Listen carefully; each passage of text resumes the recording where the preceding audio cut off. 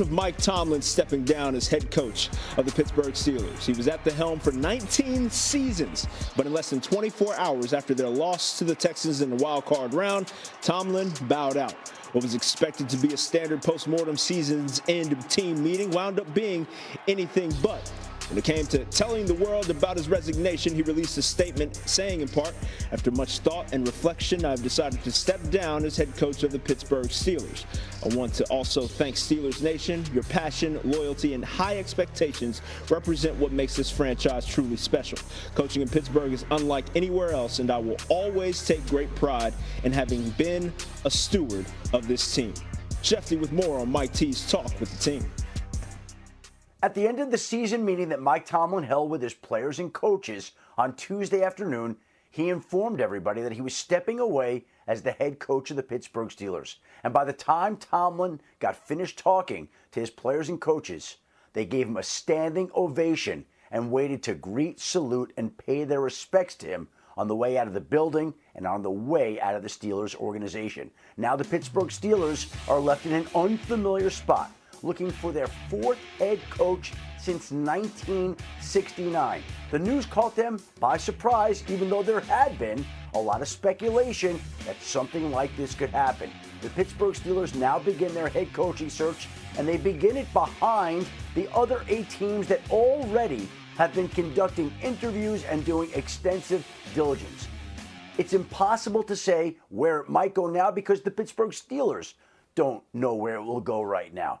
But the usual crop of candidates that are out there interviewing for these head coaching jobs are expected to pass through Pittsburgh. One of them should become the next Pittsburgh head coach, succeeding Mike Tomlin and becoming the next in a long line of successors where the Pittsburgh Steelers are known, if nothing else, for their stability. Speaks to Tomlin's regular season success, frankly, but the playoffs have been a different story quite a bit. His teams have lost. What we're here for. The Rip, Matt Damon, Ben Affleck, the movie is set up, it's like a heist. They walk into a room and there's $20 million. Now the question is, you walk into a room, there's $20 million in cash. They're police officers. How much do you keep? How much do you turn in? How much do you turn in? You're supposed to turn it all in. Yeah. We're going to find out what they do. Yeah. That's going to be the interesting part. So we want to, first of all, thank Netflix for giving us this.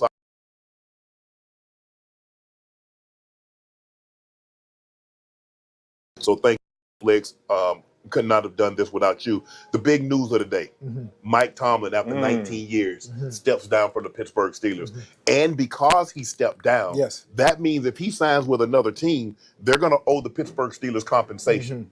So it probably was a mutual agreement. Look, you do your thing. We're going to do our thing. We're going to move in a different direction. But to make it look classy, we're not terminating you because that's 3 coaches in 50 years. Chuck Noll took it from 69 to 92. Coach Coward took it from, from 92 until 2006, 2007. And then Mike Tomlin took it over from there. So they've only had 3 coaches in 50 plus in since 1969.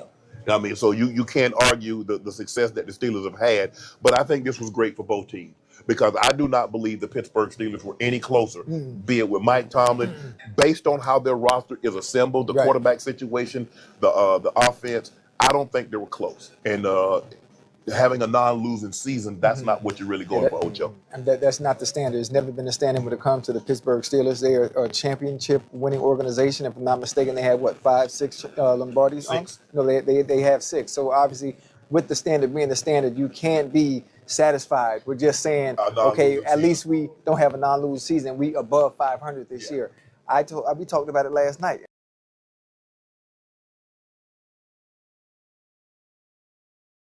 I think they're going to allow him to walk away, and lo and behold, today, he walks away. It's shocking. I didn't think that. What you think, Joe? Man, I think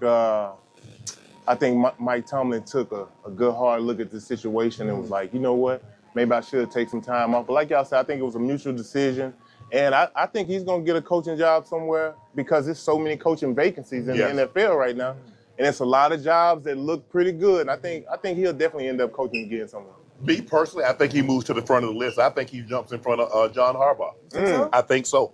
And you look, Now what thought was, Harbaugh has his pick. Yeah. Right. Now with Mike Tomlin on the thing, because you're talking about somebody that's been 19 years, that's been to multiple Super Bowls. Yes, he's only won one. Yeah. He's won more division titles than John Harbaugh. So the Giants, that looks appealing. Atlanta, that looks appealing. Tennessee, that looks appealing.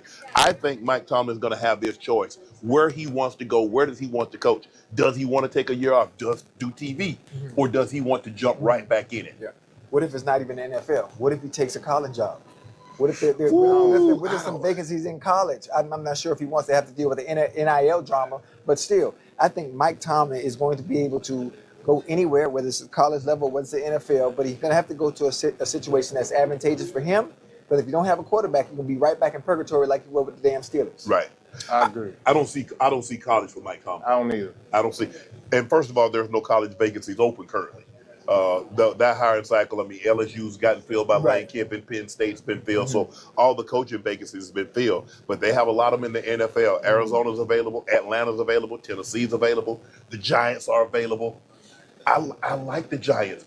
Hey, now it's been reported that LaFleur and the Packers are trying to work on a long-term deal. Right, because you got one more year. You got one more year left, Yeah. and you don't want to be a lame duck. You want some security, Security, and you want the team to realize, like, okay. Because a lot of times the players will look like, man, you only got 1 year. We ain't listening to you. Right. So give him some security. Let the team know that he is in charge. Right. But Mike Tomlin, this shocked me. And you said it last night that you thought the Steelers would allow him to step away from it. I didn't see that coming. I did not see that. No, I didn't. I mean, honestly, the writing was on the wall. Huh? The writing was on the wall, and the fire Tomlin stuff. The noise, it got louder and louder, Joe. It got louder and louder. Yeah. Fans becoming, kind of dissatisfied with just mediocrity. Yeah. That's never been a standard for the Pittsburgh Steelers. So at some point, understand it had it in place. Right. They didn't want to step on his toes, though. Yeah, Joe. like, Green Bay gave you the blueprint. yeah. They had Brett Favre still playing at an elite level. They get Aaron Rodgers. They get Aaron Rodgers still playing at an elite level. They get Jordan Love. Now you got a succession plan in place. But you wait, I don't want to step on Red. And bro, you can't worry about his feelings. Because guess what? He's happy. Man, they ain't drafting no quarterback. But now look where it left you. Right. So because, as Ben started to get older, you could tell Ben wasn't the same guy. Yeah. So in order to be a head coach, and this is, I think, one of the reasons why coaches don't get close to players, because at some point in time, Ocho, you're going to have to let your best player, you're going to have to let him go. You're going to have to make very, very tough decisions. Yeah. And so that's why I'm really surprised that Mike Tomlin decided to step away. But like you said, it was a situation where the noise, it has started to get louder and louder. I mean, like, really, fire Mike Tomlin? Yeah.